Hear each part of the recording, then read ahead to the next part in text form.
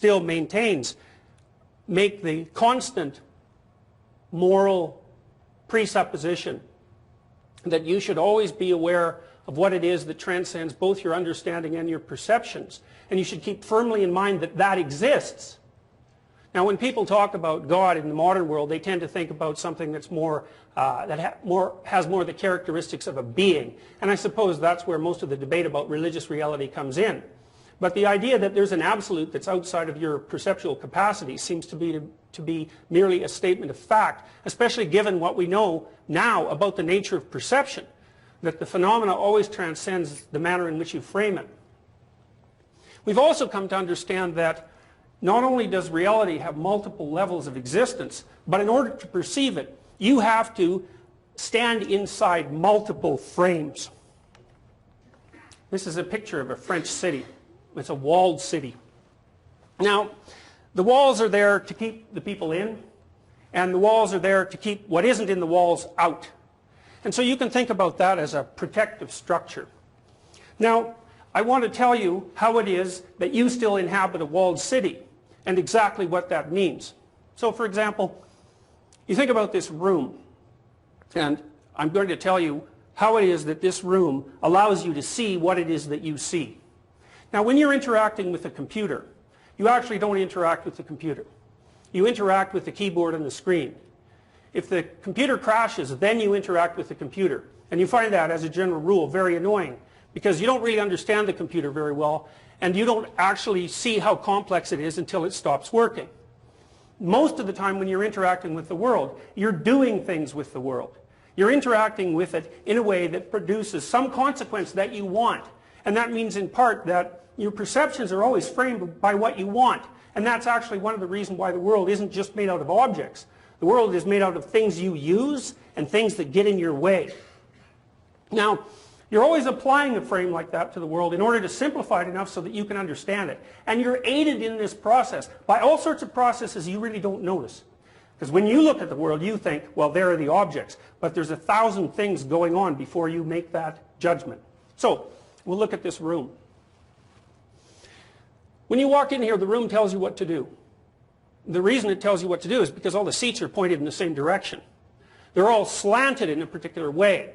When you walk in here and there's other people sitting, you can see that all their faces point to the front. People's faces point towards what interests them. The room is set up to make you face the front. The theory behind the room is that the thing that's interesting in the room is happening at the front. It's a theater. What's happening at the front is a drama, right? Because theater is there to promote and undergird drama. A lecture is a dramatic act. The room tells you what to do. So you don't have to think about what to do when you come into a room like this. You can just do it because the room tells you what to do. And then you can think, you can sit in here in relative comfort and listen to this lecture. Why can you sit in here in relative comfort? Well, the people around you have been relatively carefully selected, right? As a consequence of analysis of their 12 years in school, the university has made a determination that they know how to sit down and listen. That hypothetically they're intelligent enough to understand the lecture, and that they're very unlikely to disrupt the proceedings with any unexpected outburst of emotion or motivation. Now, if anybody broke one of those rules, you can be sure that your eyes would move very rapidly away from me and directly towards the person who was causing the trouble, because that would take center stage. Now, this room is actually supported by 1 million invisible processes. So, for example, while you're sitting in here, you don't have to worry about whether it's raining, because there's a roof, and you don't have to worry about whether the roof is going to fall in, because you make the presumption that the people who built the roof are competent.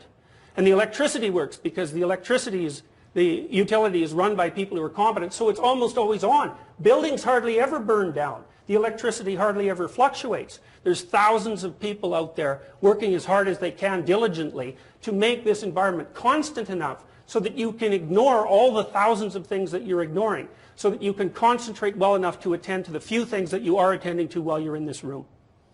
You're in a walled city. There's multiple walls, and those walls protect you from what's outside the walls. You can think about it this way. This is a Taoist image of reality. Now, people think about this as a metaphysical symbol. But it's not a metaphysical symbol. It's an unbelievably practical symbol. The Taoists believe that the world, the reality, is made up essentially of chaos and order. Chaos is all those things you don't understand. So I would say that chaos is all those things that exist outside of your perceptual preconditions. Order is all the things you do understand and all the places you go where the things that you do produce the results that you intend. And the Taoists would say, everywhere you go is like that. Everywhere you go has things that you understand that are orderly and has things that you don't understand that are chaotic. And the chaotic things attract your attention because you already understand the orderly things. If something unexpected happens, your nervous system automatically reacts to it and orients you towards it. And sometimes that can be catastrophic. So this is an experience that some of you will have in the next 4 years. Undoubtedly, there's a number of you that want to go to medical school, or to graduate school, or to law school, or to business school. And a certain percentage of you will take the admission tests that will determine whether or not you're able to take that path. And a certain percentage of you will score below the 50th percentile on those tests. And that will mean you will not be going to those institutions. And when that happens, first of all, you'll shake and tremble when you open the envelope to find out your results. And second, if you haven't achieved the score that you expected that you achieve, your world will fall apart. And what that'll mean is that you descend from the domain of order into the domain of chaos. And that happens to people all the time. It happens to people when they develop an illness that's serious that they can't control. Because then their body stops becoming something they can predict and starts to become something that they can't predict. It happens to people when they're in an intimate relationship and they're betrayed. They assume fidelity and the person tells them that they've had an affair. That's chaos. That means you didn't know who that person was. The future you imagine no longer exists. Your perceptions of people are erroneous at some level of analysis that you don't understand. It's conceivable that you're naive beyond belief and that everything you believed about yourself and other people up to that point is false. And when a revelation occurs that knocks out one of the walls that supports you and you descend accidentally into chaos, you'll regard that as one of the worst experiences of your life. When that happens to you, your brain knows exactly what to do. It stops thinking about the future. It stops saving up resources for the future. It puts you in emergency preparation mode so that you're ready to do anything at the drop of a hat because you don't know what to do. So your body prepares to do everything. It shifts your cortisol levels up. It activates your left and right cortices. Your limbic system and your motivational systems are disinhibited, turned on, and you sweat and you can't sleep because the orderly structure that you thought you inhabited that provided you with security and direction has now disappeared. And the Taoists believe that the world is always an interplay between chaos and order, and that if you live your life properly, you stand with one foot in order and one foot in chaos. Because if you're only in order, nothing that's interesting ever happens to you. Nothing is anything but a repeat of all the things that you already know. That's the state that fascists desire. Because fascists desire things to be exactly the way they are forever. And if you're in a state that's only characterized by chaos, you're at sea or overwhelmed or things have fallen apart for you. And there's too much of everything for you to deal with. Now the Taoists, being very wise people, know other things as well. They know, for example, that chaos can turn into order. That's why there's a white dot in the middle of the black paisley. And they know that order can turn into chaos, which is why there's a black dot in the middle of the white paisley. And the Taoists believe that a meaningful life, the optimally meaningful life, is to be found on the border between chaos and order. And I would say that your nervous system tells you exactly when you are there, and it's a kind of place. And you can tell when you're there because you're secure enough to be confident, but not so secure that you're bored.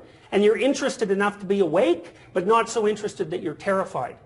And when you're in a state like that, when you find things interesting and meaningful, time slips by you and you're no longer self-conscious.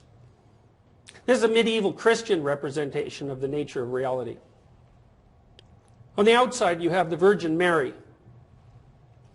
Inside the Virgin Mary, you have God the Father. And God the Father is supporting a crucifix with an individual on it. The individual in Christian thinking is Christ. What does this image mean? The walled city divides order from chaos, or order from nature. We think about nature as the thing that's outside of what we understand. That's Mother Nature.